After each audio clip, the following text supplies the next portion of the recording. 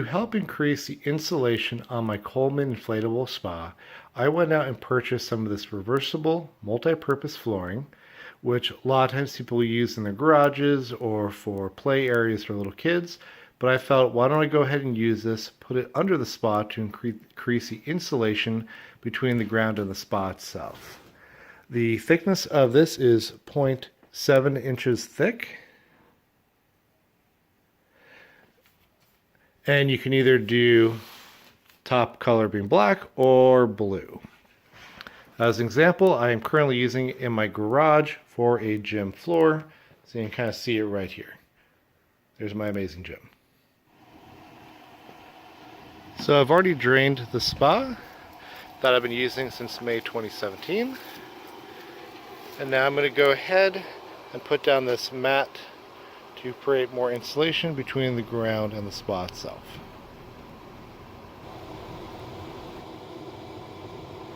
Alright, so I've now put together the mat. So all I have to do now is trim it to the size I want and then put the spa back on top. Alright, so I've placed the spa down on top of the new mat. I'm just going to go ahead and trim the corners to make it look nicer and then fill her up.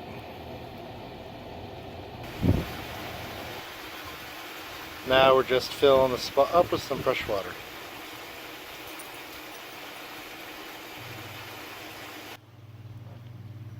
Okay, now that I got the pot all filled with fresh, clean, cold water, we're going to come over here, get the heater going. See, we're starting at 63 degrees. We're going to go to 104. We're going to run it for 48 hours. Lock her down. And I'm going to keep checking out to see if I see any increase in temperature compared to the past. Alright, the dial is a little hard to see, but we have now been running the spa with its heater on for about 5 hours.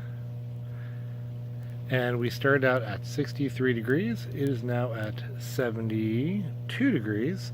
So we're looking at a 9-degree increase in about 5 hours, which comes out to 1.8 degrees increase per hour, which is actually pretty good in comparison to what it was before, which we were running closer to about 1 degree per hour. So looks like this insulation is definitely helping out.